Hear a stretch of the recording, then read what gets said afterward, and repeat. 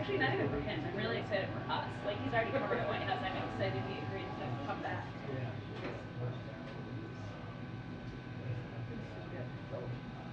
That's great. So is the team now to be? It'll be 5 people. It'll be Rose Beard, Cleve, Visor, Tyler, and Yasmin. Do you know her yet? She just Oh, okay. joined. That did HS. Yeah, Yeah, yeah. yeah, she's fantastic. Yeah, so it's a really good team. It really makes it so That's awesome. yeah. I'm not getting to meet them as a but I did wonder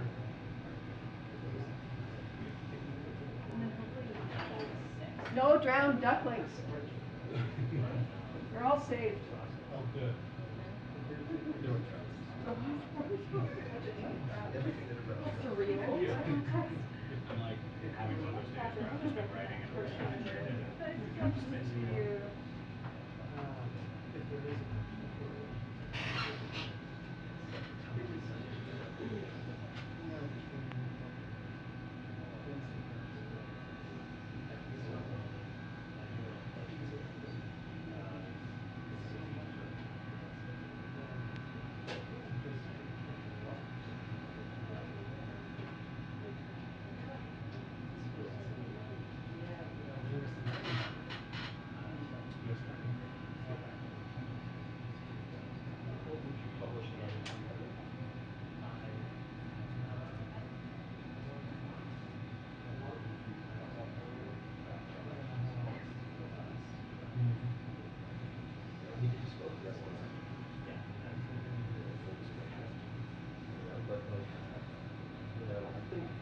Both meant well, and so I'm glad that we I know they do.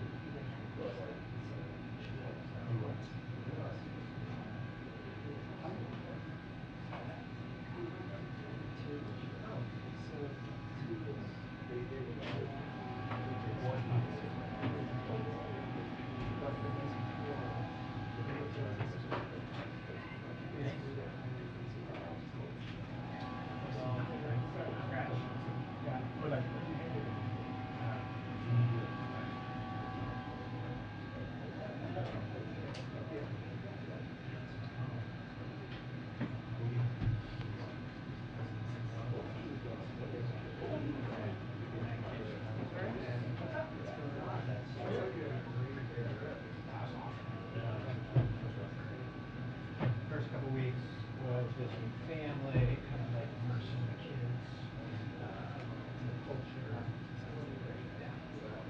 The idea was also the idea was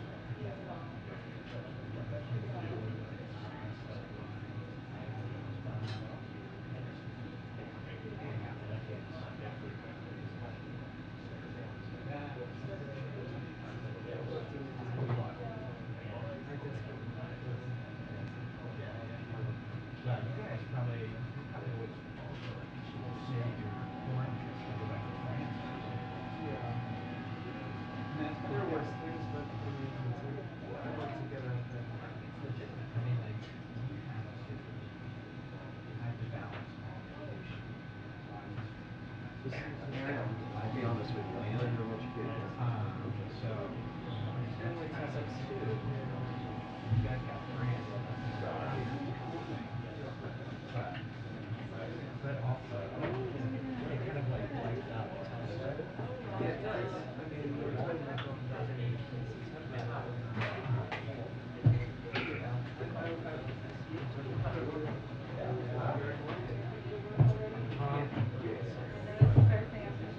Pretty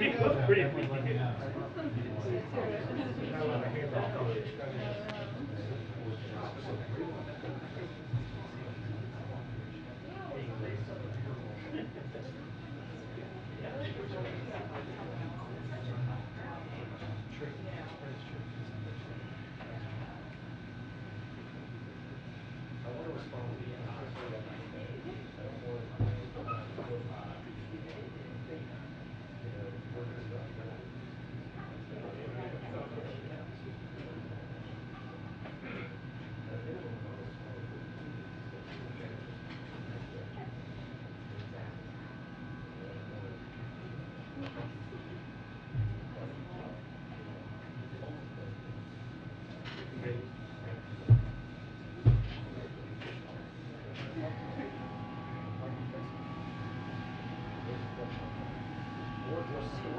fact check. Or an ombudsman, which you don't have an ombudsman. You know, but like, you know, let an umpire look at it.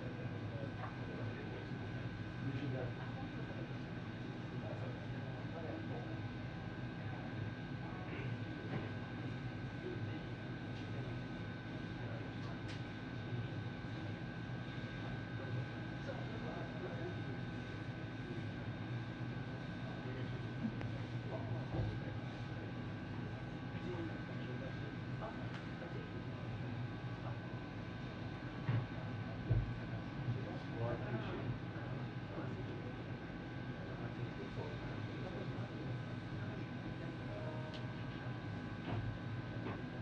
Hey there. Hey, I'm here. What do you think? Can you text me? I don't live in the movie. Okay.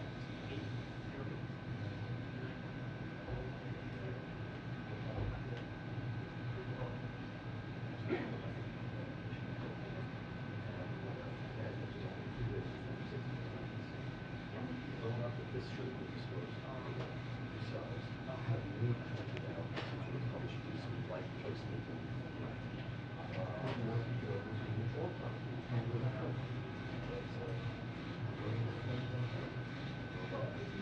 raise them up.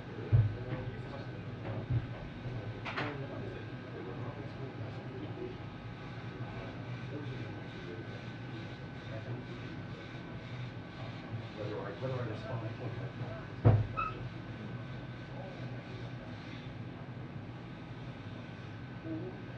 That'll just be sat on anyway, exactly. So let's think about the printing. That's my view.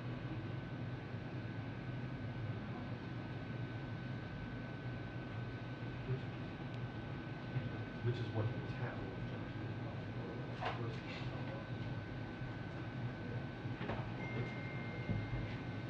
For me?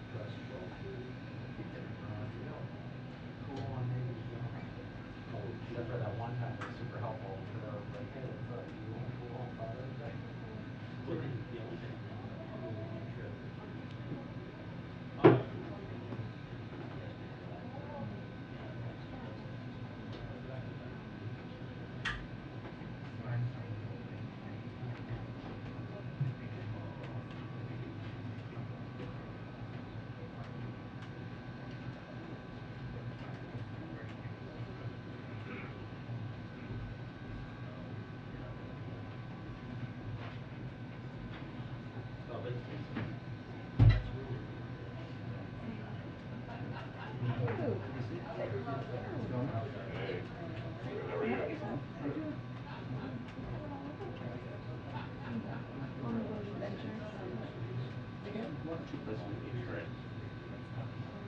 Yeah, it's good. What's the best place for swimming? Pittsburgh last week. Good. Yeah, thanks. It started raining about 15 minutes after. No. No, that's good. Another thought. Hopefully, yeah.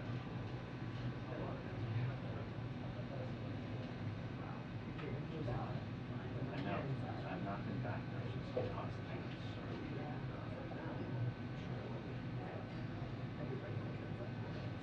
No, it's really pretty. My mom usually ends up finding lunch. Yeah, I'll ask her for a best.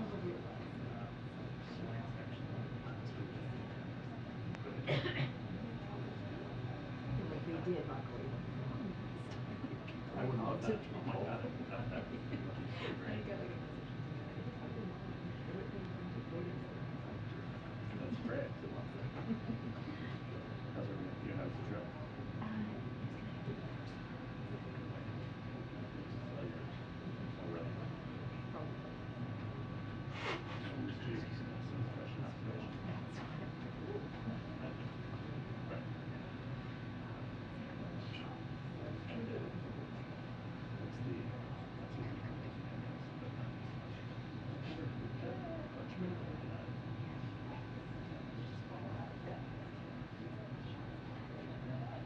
Like marketing, brand marketing issues.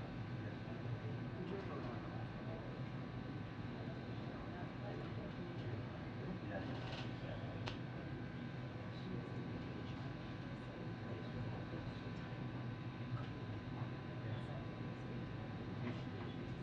Well, that's awesome.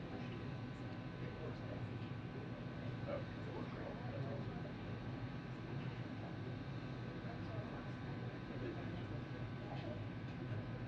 Not that you know it, I mean. Makes sense.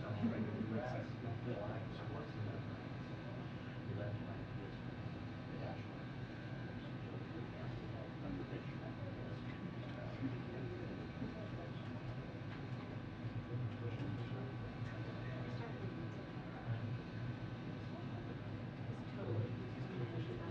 I haven't seen anything come through yet. I heard it's Texas, right? No, no, no. I was just moved to Work shop yesterday. Yeah, yeah, totally. Yeah. I'm surprised you knew that. It was like that week before it's like, yeah. Oh, yeah, yeah. So we're kind of like in the process. How are you, boss? I'm fine.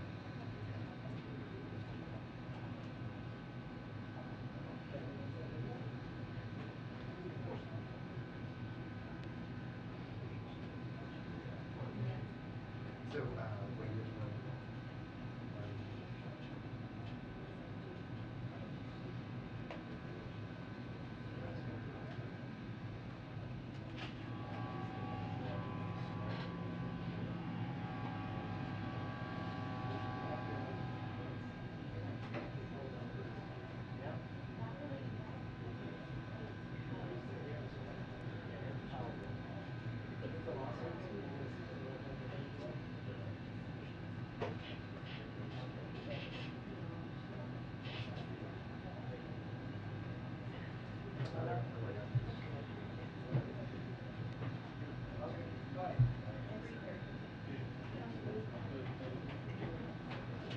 Check it over to this side.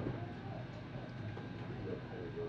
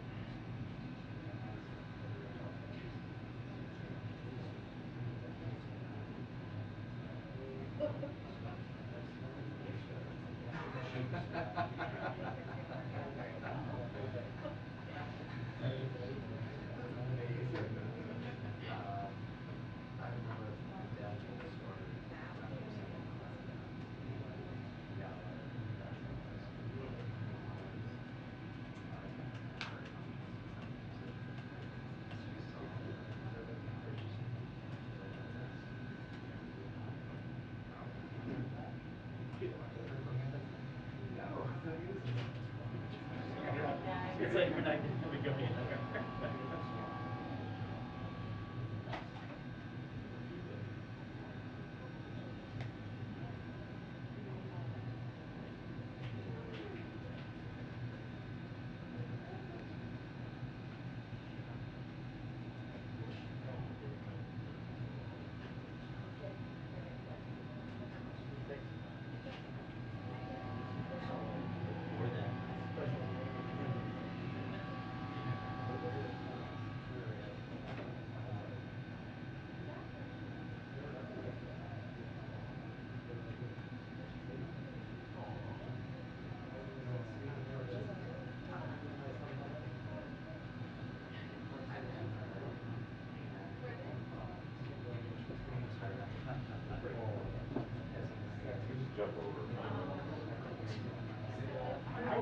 Going, I don't want to hear that.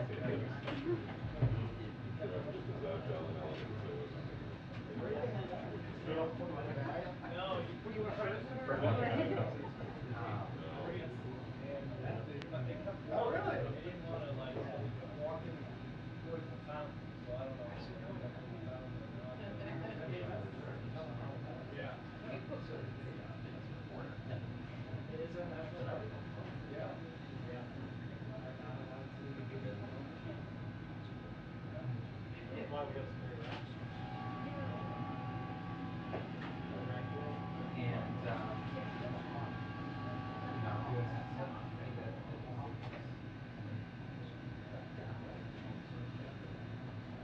Oh, really? So back then.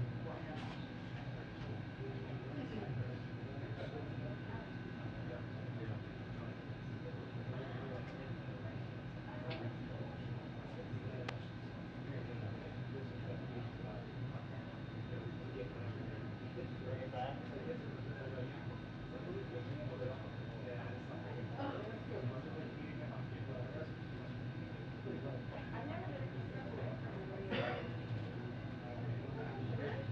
No, I'm saying we're trying to get the right. Oh.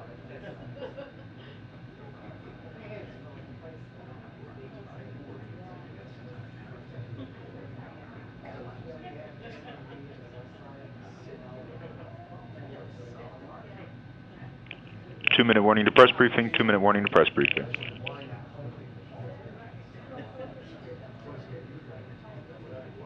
Yes. Right, they don't have an army inside. The other places where they take a couple weeks or so short. So in some of them, you gotta wait like 5 minutes. I guess so, they get started. It's all right. How are you? Go. Hello, how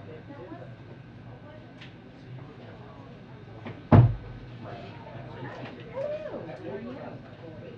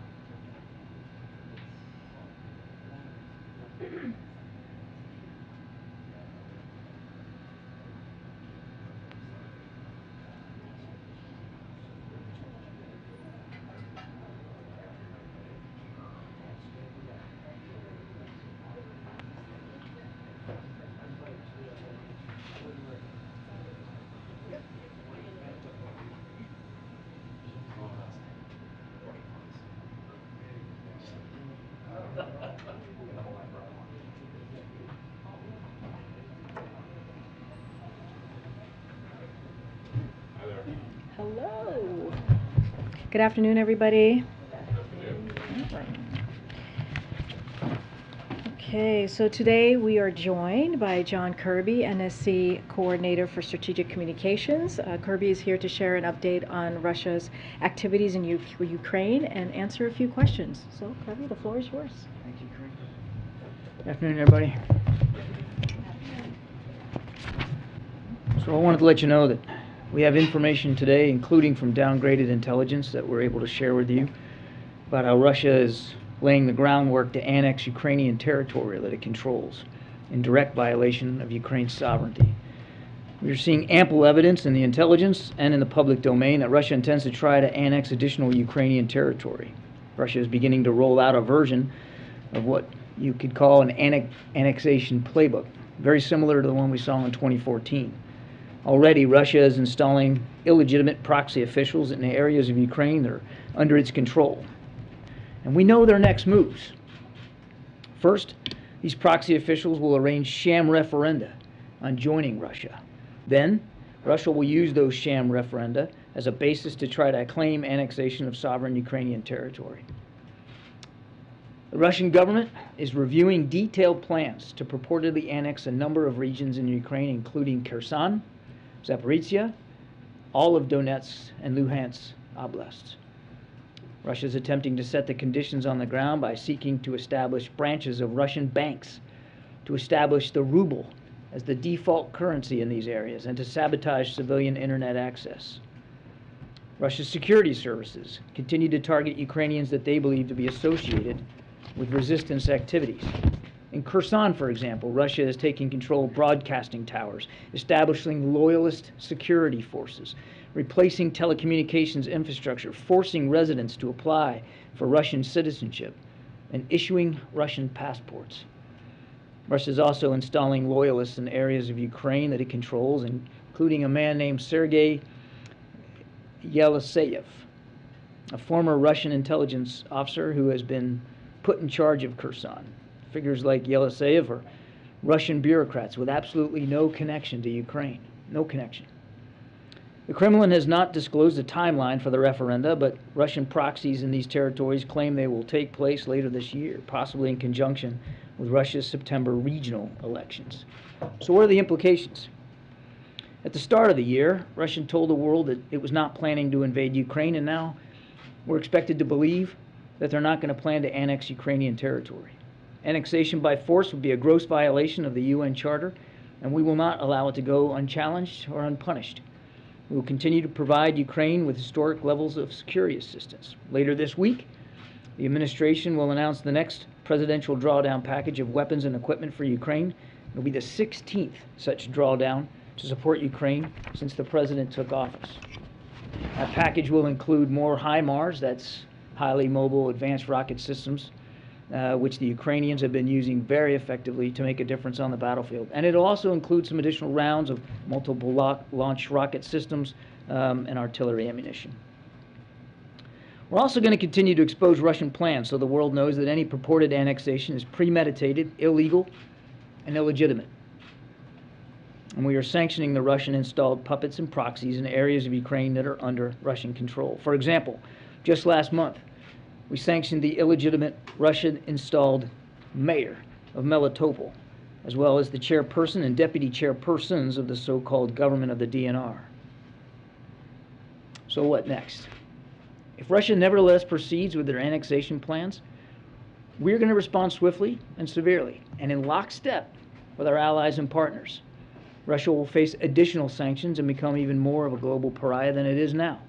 We will never recognize any purportedly annexed territory as belonging to Russia. We will support accountability efforts for forced deportations, prosecutions of oppositionists, and other gross human rights abuses carried out by Russia. And we would remind Mr. Putin that over time, it may prove unable to hold this territory. It's not a given. The Ukrainian military will work to retake that territory, and the Ukrainian people will resist Russian control and seek to drive Russia out, as they have been doing the last 5 months.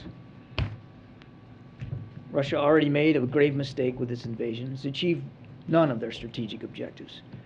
When they invaded Ukraine, only 4 of the 192 other members of the UN took Moscow's side. So the international community, we're convinced, will continue to stand up for state sovereignty. Any sham efforts to legitimize an illegal land grab will only make things worse for Russia. And we're going to help make sure of that. And one other item, before I start taking some questions today, we announced a series of actions the Biden-Harris administration has taken to expand the toolkit that the U.S. government uses to deter and disrupt hostage takings and wrongful detentions. I think you may have seen this out there. It'll help bring Americans home. This morning, the President signed an executive order that provides expanded tools to help bring our citizens home. Specifically, it authorizes agencies to impose costs and consequences, including financial sanctions and visa bans on governments and non-state actors and those that provide them with the material support who are involved in hostage takings or wrongful detentions. The State Department is also introducing a new risk indicator to their travel advisories to inform U.S. citizens about the risk of wrongful detention by a foreign government in 6 countries that have regularly engaged in this practice.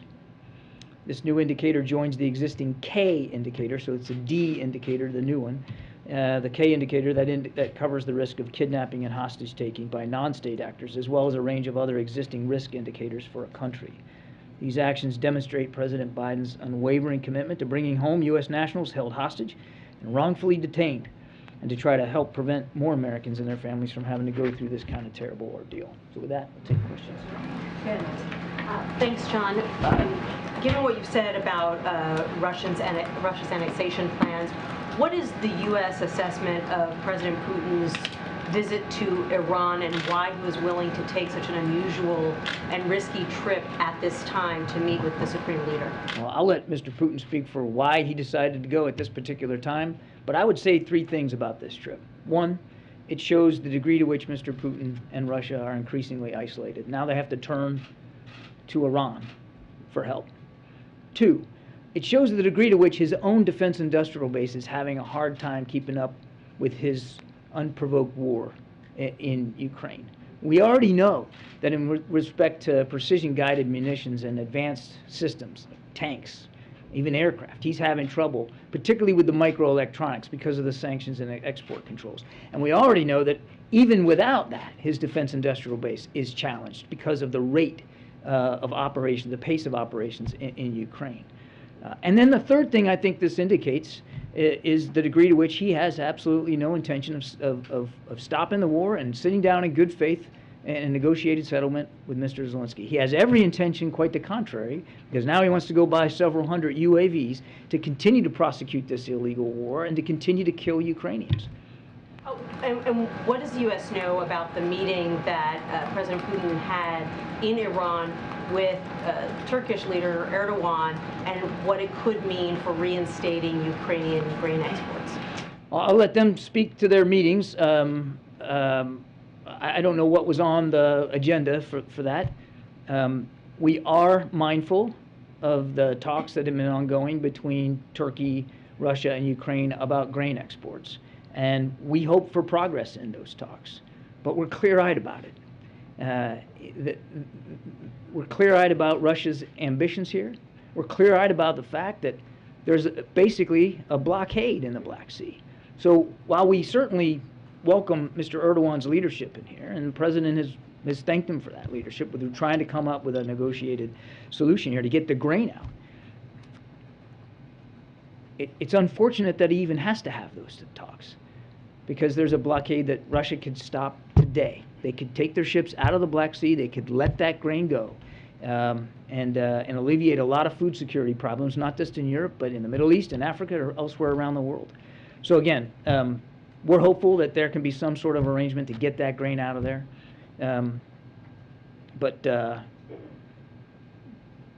But we're not looking at it through rose-colored glasses in terms of the success that they'll ultimately be able to achieve.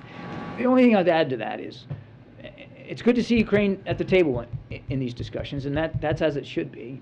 Ukraine absolutely has to be part of whatever solution is solved, and their economy can't suffer any more than it already has as a result of Russian blockade activity. Let's go to the back. Jenny, Phil. Thank you. Yeah, thank you. Let me get my pen. I dropped it. Because often when you ask me questions, Yeah. I have to write them down. Go ahead. Don't be nervous. Oh, no. I am always nervous when you're called. Thank you, John. I have two questions on one Ukraine and one Russia. The Ukraine recently announced that diplomatic surveillance with North Korea. And meanwhile, Russia announced that it would send in North Korean workers to rebuild Donbass in Ukraine. What is your comment? Or is it a violation of the UN Security Council sanctions? I'm not expert enough on sanctions to know whether these actions are violations of resolutions. But again, it just shows the degree to which Mr. Putin remains isolated. Now he's got to turn to North Korea, and he's got to turn to Iran here, rather than just doing the right thing to begin with and ending the war. And eventually there's going to be reconstruction of Ukraine. But that's going to be for the Ukrainians to decide, Janie. Not the Russians, not the North Koreans, not anybody else. But President Zelensky and the Ukrainian people, they're going to get to decide how they reconstruct their country after this war. And obviously, and you've heard the president talk about this, we're going to be there to support him through that process.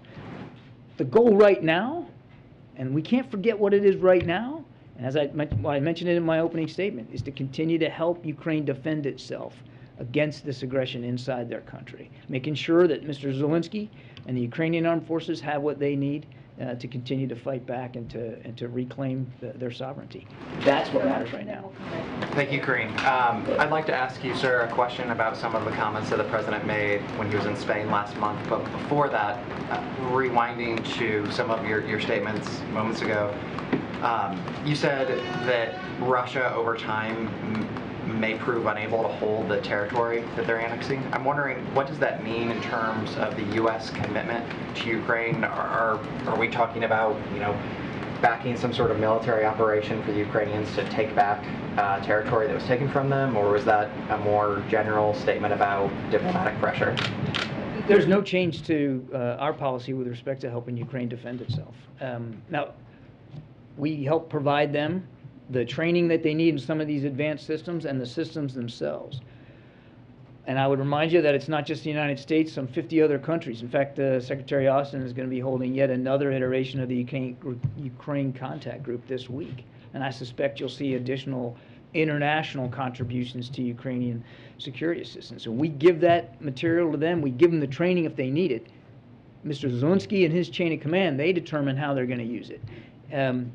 And we have seen over the last, it's hard to believe, 5 months, but 5 months, where the Ukrainians, sometimes all in the same day, will be on the defensive in some areas and on the offensive in others. And we have seen, just in the last week or two, both of that, depending on where you're at. The Ukrainians are certainly, they have a right not only to defend themselves, but they absolutely have a right to go on the counteroffensive inside their own country against Russian forces. Now, where and when they do that, how they do that, and what systems they use, that's for them to decide. Our job, again, is to make sure they've got the tools and the training to be able to defend. Question.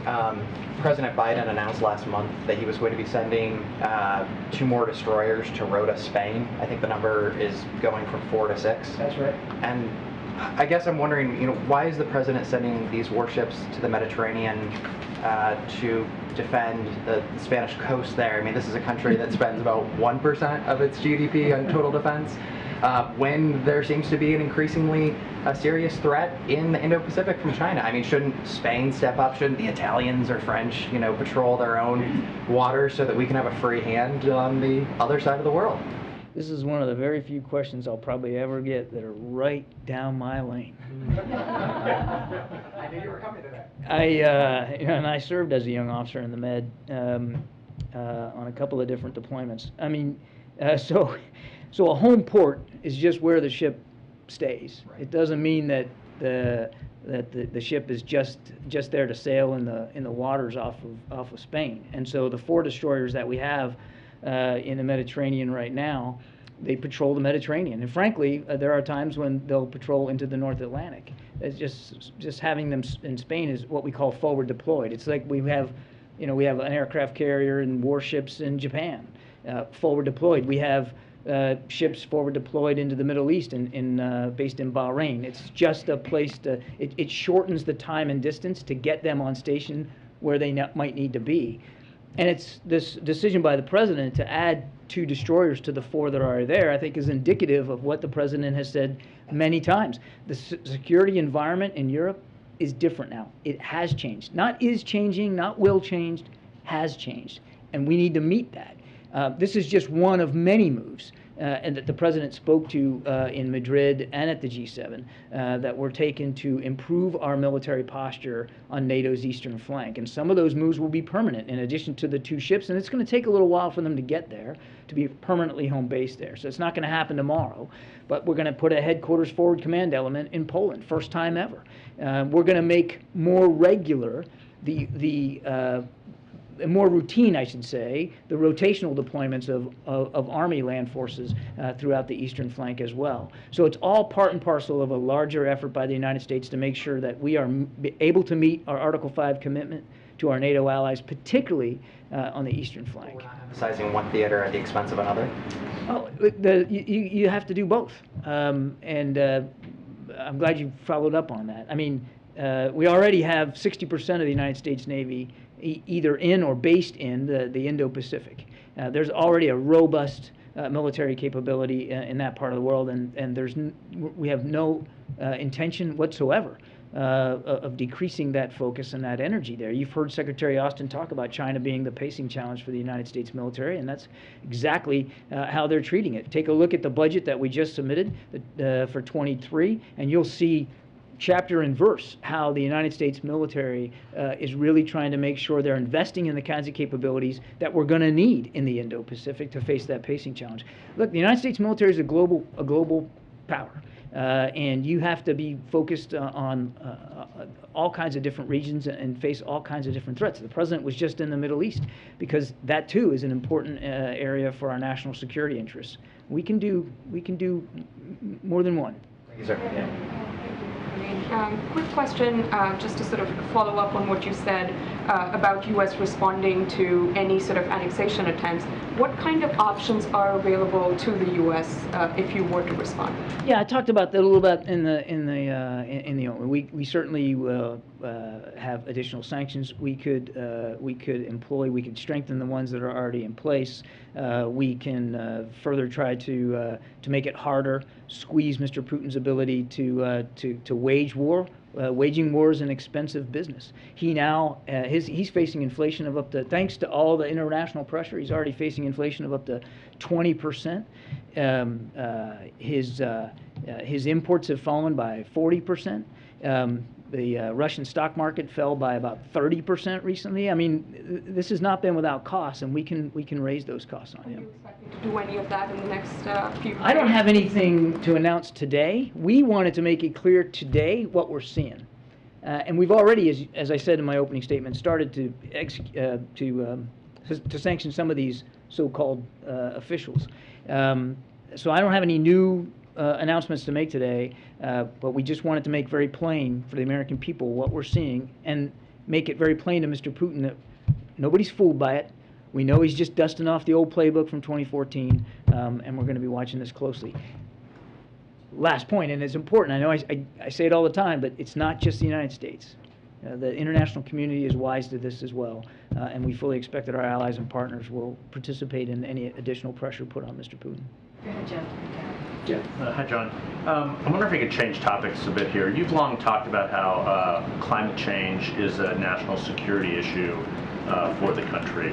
I'm wondering if you view this as a national emergency, and if you believe that executive actions that will be announced are enough of a message to send to the world that the U.S. is indeed serious about climate change.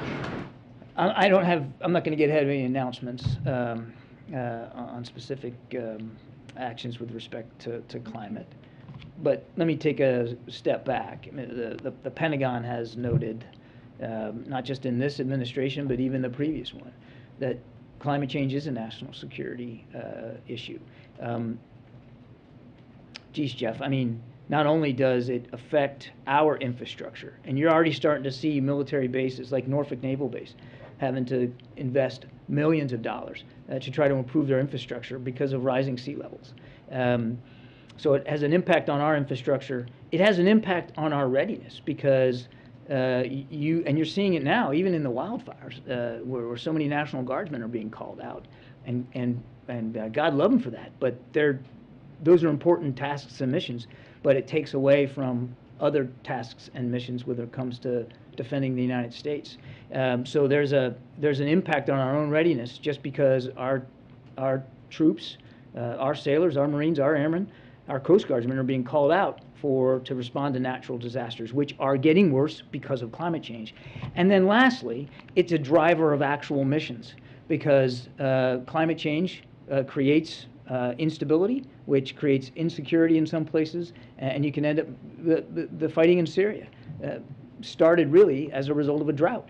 And so it can actually drive military missions and force the military to become involved in places and at times where they wouldn't have had to otherwise. So again, I don't want to get ahead of the president or any decisions he may or may not make, but the president believes that this is a very important issue for our own national security, and we're gonna treat it that way.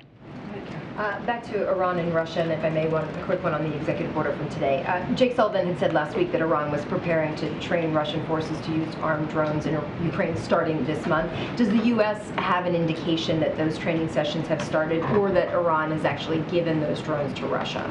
We don't have any indications that the sale has actually occurred.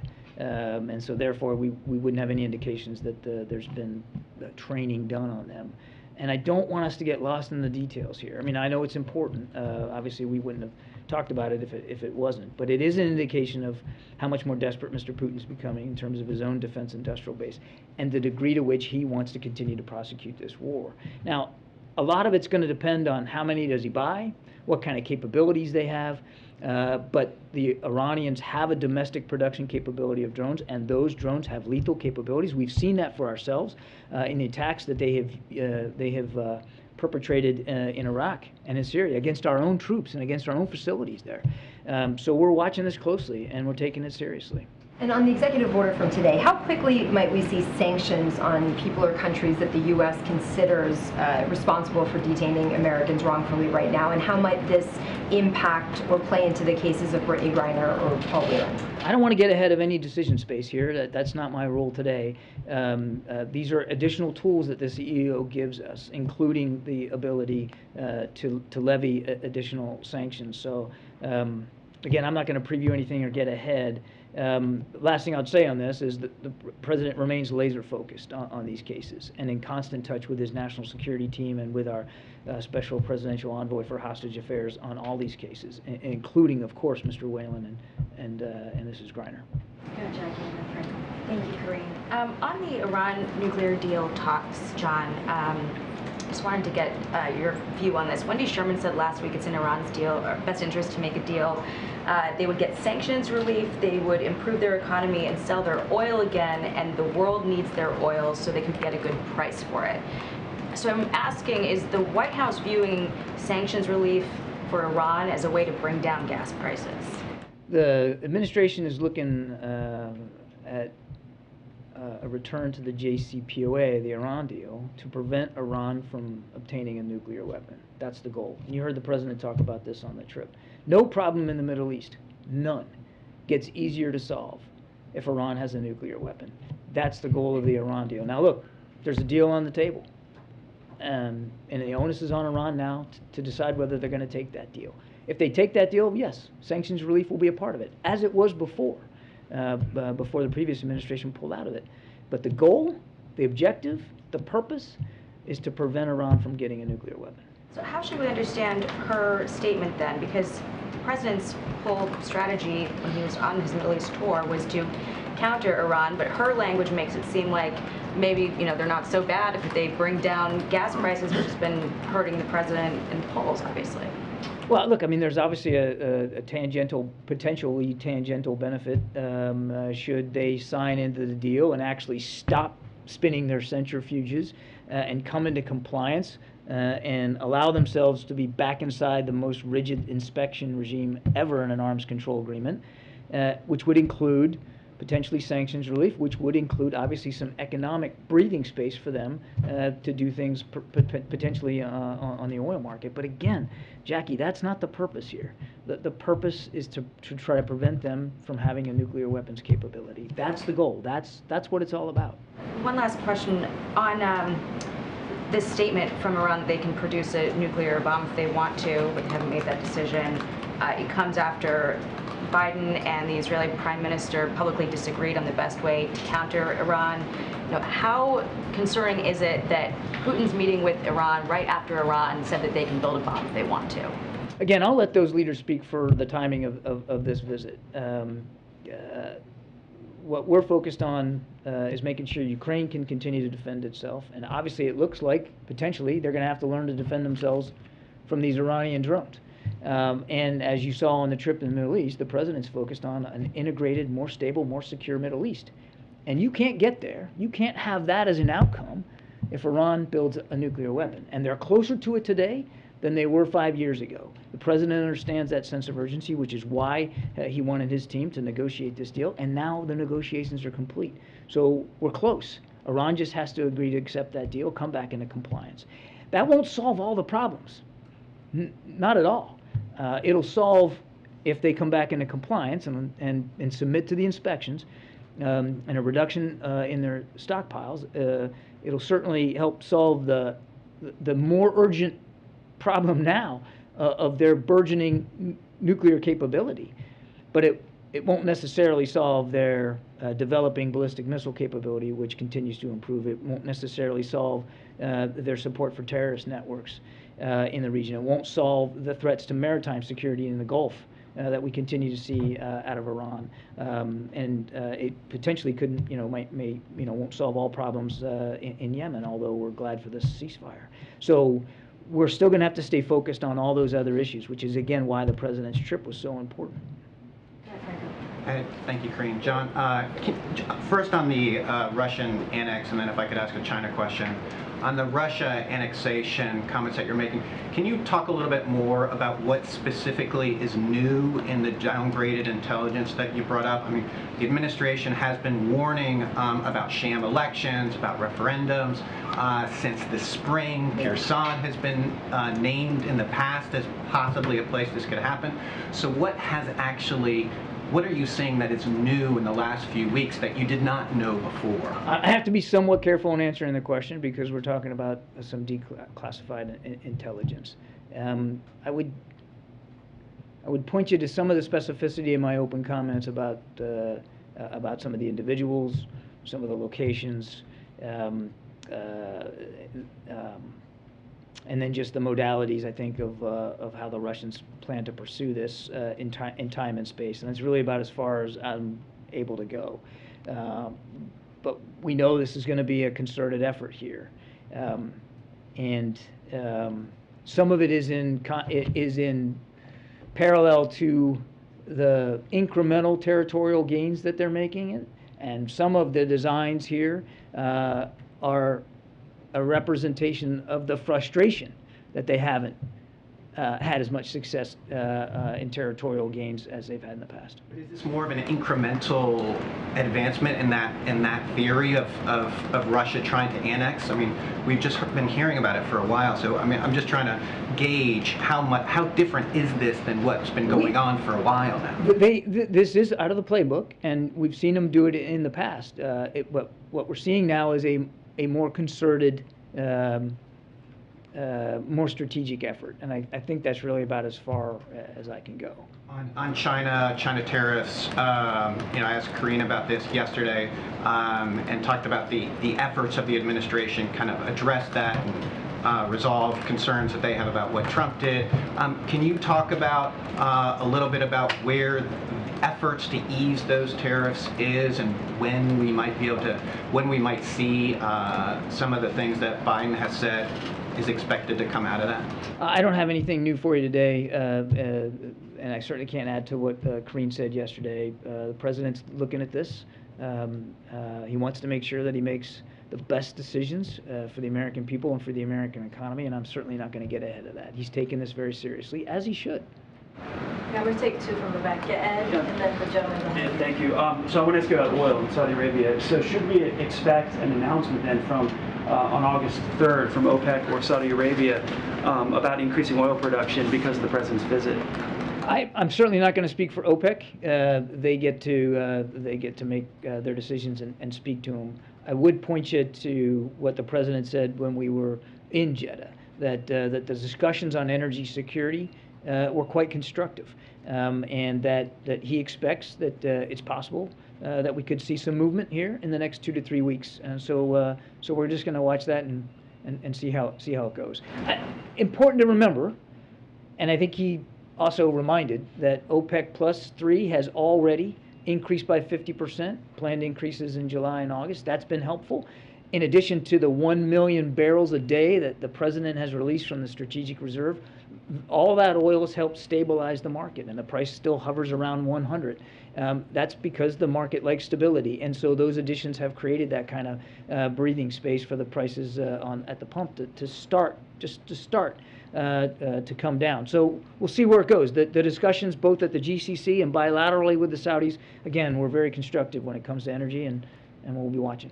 One more on the. So I noticed on the president's schedule the last 2 days, there have been no public events. Is he resting after the large international trips? The president's been busy. I'll let Karine speak to the president's schedule, but the president's been quite busy. Just because you don't see something necessarily on the public schedule doesn't mean that there's not a lot of work going on.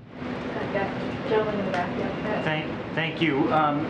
The Senate Foreign Relations Committee just reported out the resolution regarding the admission of Finland and Sweden to NATO, and they're likely to do that before August recess. Can you speak to the importance of getting that done before the August recess? And also, is there any sort of message regarding the, I think it was 18 House Republicans who last night voted against a non-binding resolution on the admission of the countries to NATO? I would just tell you that we obviously want to see Finland and Sweden brought into the alliance as soon as possible. And so we look forward to congressional action that will allow that to be the case, at least from the United States perspective. As you know, every ally has to ratify. We're not the only ones. But certainly we believe it's in our interest, and it's in the alliance's interest for a cession of those two countries to happen as soon as possible. These are modern militaries that we know well. We exercise with them, operate with them. I myself did a long, long time ago. And they've got incredible modern capabilities that will absolutely help bolster NATO's defensive capabilities and contribute significantly to the Article 5 commitment that we all signed into when we come into the alliance. So we're looking forward to it. We urge Congress to act as quickly as possible. Thanks. John, I wanted to give you a chance to respond to the family's reaction to the hostage and the wrongful detention executive order. The group Bring Our Families Home issued a statement saying that the order is simply the White House taking executive action to direct itself to follow existing law. And the group says the president should agree to take a meeting with the families. Will he do that? I don't have anything on the president's schedule specifically to speak to today. I would remind that the whole national security team remains committed to staying in touch with these families, and we have routine discussions with them, with all of them. Our special presidential envoy for hostage affairs is in regular contact with them. We know that they're suffering, we know they're scared, and we know they're anxious. And we know that they want their loved ones back home, and the president wants that too. And this executive order will give us some additional tools in the toolbox. Is it going to solve every problem? Nope. Every case is specific, and you got to look at each one individually and figure out what the best way is forward. Sometimes turning up the heat publicly is the answer. Sometimes turning it down is the answer. Sometimes sanctions could be useful. Sometimes not. Each one's individual, and each one's different. Because you know what? To those families, it's individual as well. They just want their loved ones home, and the president wants that too. This EO is a useful extra set of tools that we'll have in our toolbox to help bring that about. Thanks. Appreciate it, everybody. All right. Yes, ma'am. Bye-bye. Okay. Okay. I have a few things at the top. Speaking of climate change, so we are closely monitoring extreme heat conditions impacting much of Europe, as well as the extreme heat impacting the more than 100 million Americans who are struggling with extreme heat conditions here at home just this week alone. The impacts of extreme weather are intensifying across the globe, including here in the United States. No one is immune from climate change. It's why the president has been rallying the world to take the decisive action needed in this decade to tackle the climate change, the climate crisis. It's also why the president is committed to taking aggressive action to tackle climate change and made clear if the Senate won't act, he will. In fact, as many of you have seen already today, the president will travel to Somerset, Massachusetts tomorrow. While there, he will visit the future site of manufacturing plant located at a former coal-fired power plant that will produce transmission cables for Massachusetts' booming offshore wind industry. The president will underscore the historic clean energy investments his bipartisan infrastructure law will make in Massachusetts and announce additional actions he will take to tackle the climate crisis and secure a clean energy future. The president ran on fighting the unprecedented economic and national security threat of climate change, and he has been taking decisive action to do so since taking office. Tomorrow's action will be a continuation of that work. And I have two things, because I know folks in the room asked this question, two different questions yesterday, and I said I would get back to them. I think, Eugene, you had a question about ACLU. The Department of Homeland Security is committed to complying with the law and respects the privacy and civil liberties of individuals. DHS employs various forms of technology to undertake its mission. This includes using tools to better investigate threats to infrastructure traffickers of deadly opioids on the dark web, and to identify those involved in cross-border transnational criminal organizations and terrorist activities. And again, as I said to you yesterday, for further information, I would point you to DHS. And I just have one more for the Marburg virus disease in Ghana. I have an answer, came back with an answer for you. I think this is from Simon. Ghana reported 2 fatal cases of suspected hemorrhagic fever in the Ashanti region of Ghana in early July, which tested positive for Marburg virus disease almost 2 weeks after presentation. These were the first cases reported from the country. U.S. agencies at our embassy in Accra have been in close collaboration with Ghana Health Services. World Health Organization and other partners have engaged with Public Health Working Group in the country to share information. The government of Ghana has not made any request of us, but we stand ready to assist however we can. So that's that answer there for you all. Will, you want to kick us off? Sure. I've got 2 things. It doesn't look like we'll be getting a climate emergency announcement this week. I want to make sure that's still on the table, and I wanted to ask if the White House has any concerns that the president might be relying on executive action too much.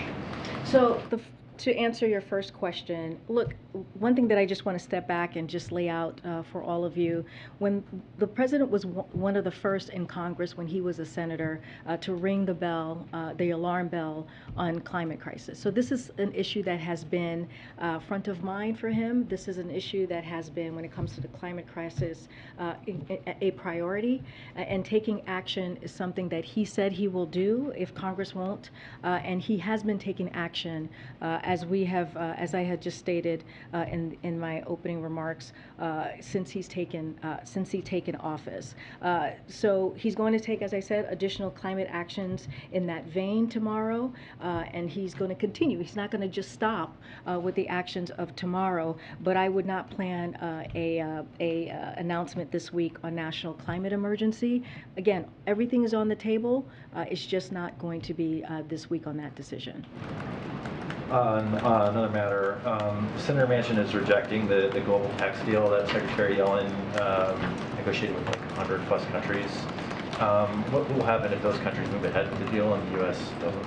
So I have a couple of points on that that I wanted to share with all of you. So we remain committed to finalizing a global minimum tax. It will level the playing field, as you all know, for U.S. businesses, decrease incentives to move jobs offshore, and close loopholes that corporations have used to shift profits overseas, which will benefit American workers, businesses, taxpayers, and middle-class families. So that is critical and that is important and why we need to do this. But this significant incentive for America to come into, it's significant for America to come into compliance. Right now, other countries are pursuing legislation that would put them in compliance. If they act and America doesn't, we'll lose out on tax revenues that we could use to invest in the strength of our economy and the middle class. So it's too important for our economic strength and competitiveness to finalize this agreement. So we'll continue to work always to get it done. So that's going to be our focus as well. Go ahead, Ashley. Thank you. Two related questions on climate. First, why did the White House decide that tomorrow is not the day to declare a climate emergency?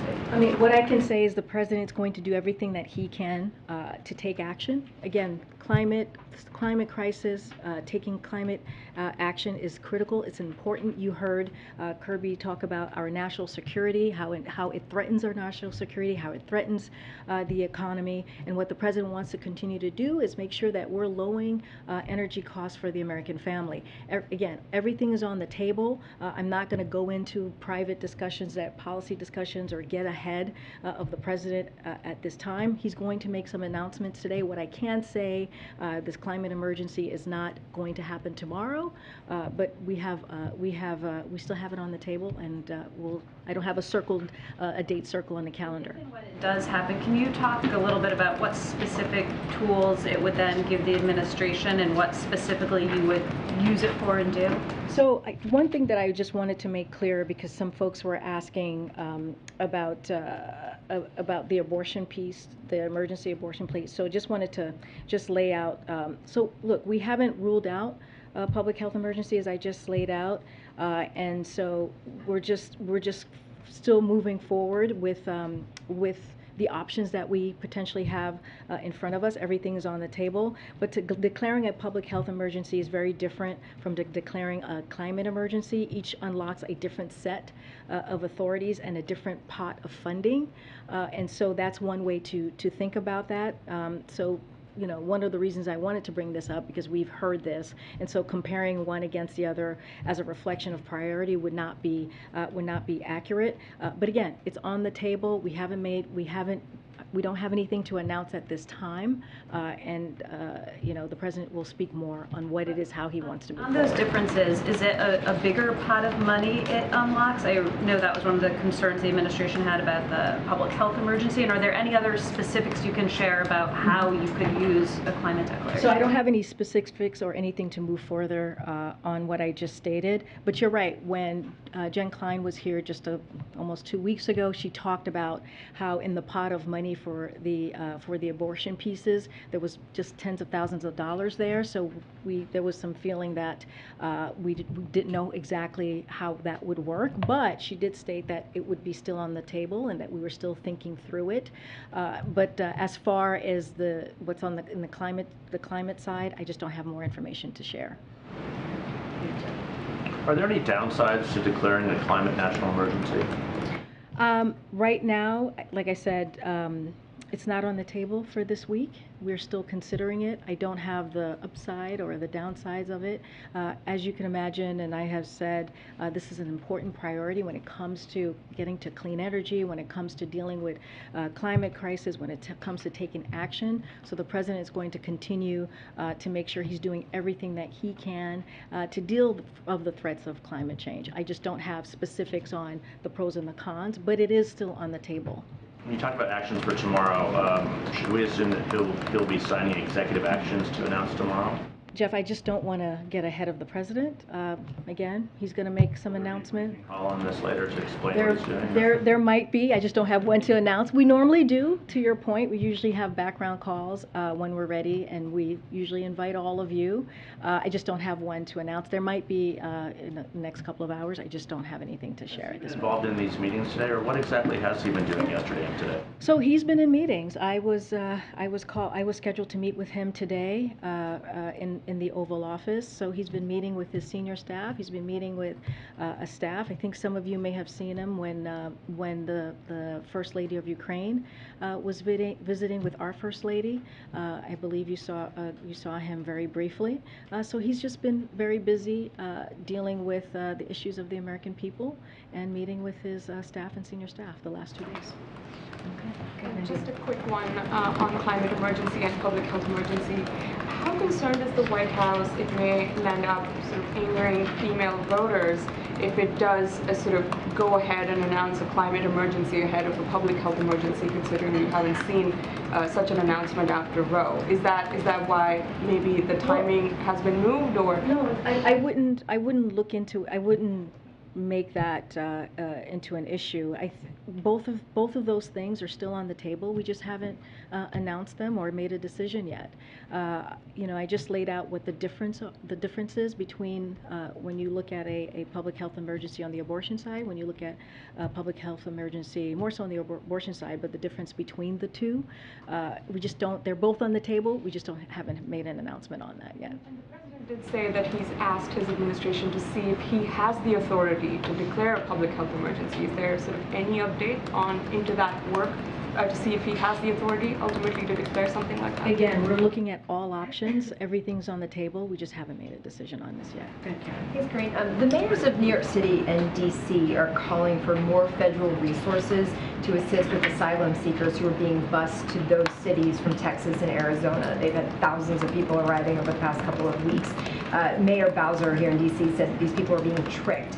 What federal resources is the White House preparing, if any, to deliver to these cities and other cities that are now dealing with an increase of asylum seekers? So I can tell you, Karen, that we have been in touch with both of their administrations, both of their offices, and we're going to continue to look into their requests.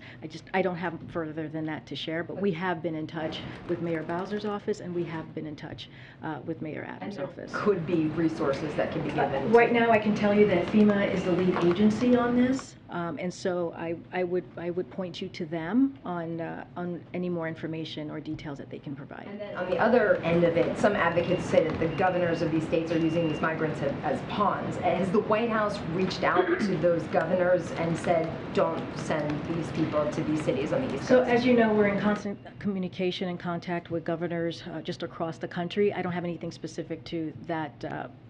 That the specific on migrants being shipped to other states. Is there a message from the White House about?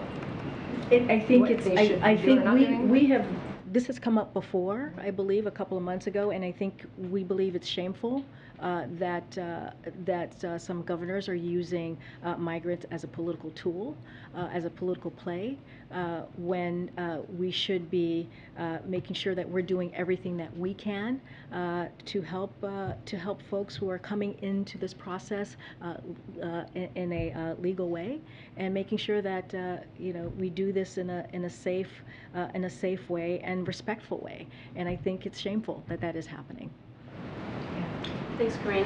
The Secret Service now says that they are unable to retrieve any more emails from agents from January 5th and 6th of last year. Does the president believe that it's acceptable for a law enforcement agency, a federal law enforcement agency, to simply lose such critical communications that are important to an investigation? So I appreciate the question. This is not something that I can speak about from here. This is a question that has to go to any information or details has to go to the U.S. Secret Service. I just can't speak from here because it is a active investigation. I understand, but this is something the Secret Service is saying publicly, that they just, they didn't back up their emails and texts properly, apparently. And I'm just wondering, this is the agency that is tasked with protecting the President of the United States. Is he concerned about some gaps in the mission there? I understand the question and I hear the question, but we just can't, I can't respond to it from here, from the podium. Okay, it's an active investigation. And then has the president been, I know you mentioned Marburg's disease at the top, has the president been briefed on the situation with Marburg's disease? And is the White House preparing any additional action? Well, we're ready. We have not gotten, as I stated, any ask for assistance, and we are ready to assist when asked. I would have to check in with the team to see if the president's been briefed about this particular issue. Thanks. Can you say what role ongoing reconciliation talks played in the climate decision? For instance, is the climate emergency off the table because you're worried it will upend the apple cart in the Senate with Senator Manchin or others by going sort of too big, too fast? Can you talk about what role the tensions are between what to do now on climate and what you're still hoping to get out of Congress? So when it comes to what's happening on the Senate with reconciliation, I will not negotiate in public or speak to any private conversation. I can tell you that our teams are in regular contact with Senator Manchin and other members in the Senate and in Congress, just as we do on a constant way, in a constant basis. I will say that, as I mentioned, I wouldn't expect an announcement this week on the emergency, on the climate change emergency, but what I will say is that it is still on the table. We have not made a decision yet. Again, this is what we're seeing, this action that we're going to hear about from the president tomorrow. This is part of multiple actions that the president has already taken from the moment that he walked into office. This is urgent to him. He called the climate crisis one of the 4 major crises that he was dealing with once walking into the administration. Again, we're talking about national security. We're talking about lowering energy costs. We're talking about threats to our economy. All of these things are critical. All of these things are important, and he will continue to be steadfast in focusing on the climate crisis. Did he not do these things, the executive actions previously, because he hoped that he would get it in legislation? Look, the president, and you've heard me say this, you've heard him say this, when it comes to the climate change provisions in reconciliation, of course, he wants to see it in the bill. Why not vote? Pardon me? Why not vote? Like, why did he hold off? He seems to have held off doing executive actions, waiting for the bill. Could he have not done? Well, I think, look, I think we could still walk and chew gum. No one says, again, I'm not going to negotiate in public. You know, the process in the Senate is happening. I'm not going to speak to that in public. Look, this is an opportunity. The president has said that he was going to take action. He said, you know, he's always said if the Senate won't, he will take action. He is just taking another step. This is not the final step. This is part of a process that you have seen him take, especially when it comes to the climate crisis. And so, you know, I wouldn't see this as an either or. I would see this as part of what he has been trying to continue to do in playing our part in the climate crisis and dealing with climate change. And finally, can you offer any update on the deliberations on student loan relief and what kind of timeline, if any, there is on that? So I don't have a timeline for you. I know this is a question that comes up often in the briefing room. This is something that is clearly important to the president, and so as soon as we have anything to preview, we will make sure that happens. Thank you. Thanks. Karine, too, on China. China's warning that relations with the U.S. would be damaged if Speaker Pelosi visits Taiwan. Do you have any comment on the reports that she's going, and has the White House had any communication with her office about this? So I'm just not going to comment on travel that the Speaker's office itself has not announced, I believe. That's the last that I've heard before I came to the podium. So we'll refer you to the congressional delegation on their travel. I will reiterate that the United States remain committed to our One China policy, which is set forth in the Taiwan Relations Act. As you know, the 3 joint communiques and the 6 assurances. This has been a consistent U.S. position for decades across multiple administrations. This is nothing new here. U.S. support for Taiwan remains rock solid, principled, and bipartisan, and is in line with our One China policy and longstanding U.S. commitments.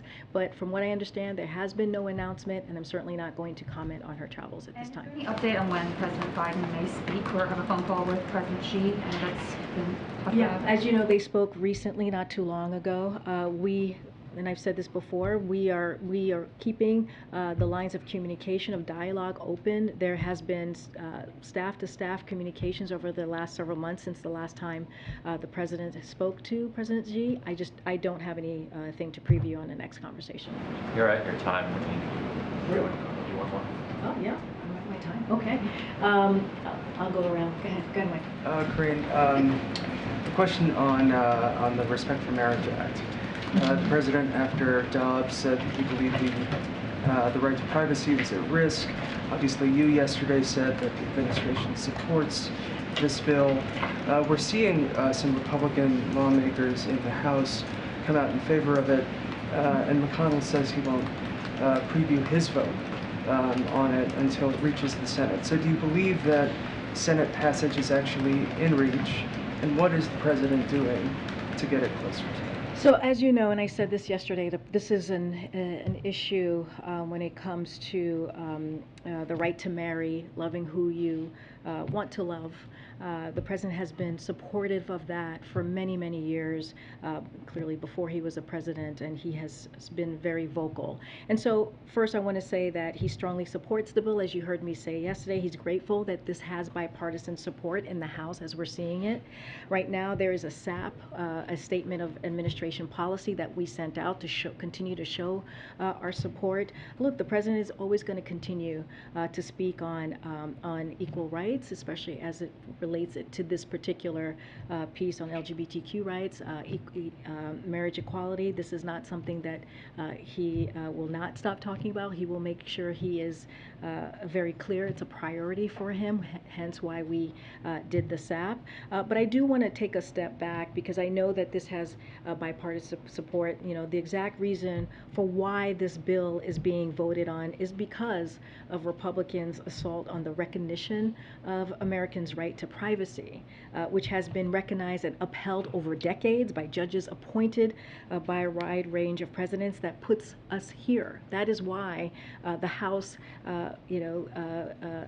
had to vote for this bill, so that we can protect people's rights because of what we have seen this past several weeks. The judges they've endorsed, for example, the state legislators they work with, they have said that the quiet part out loud, which is they are coming for the right to marriage.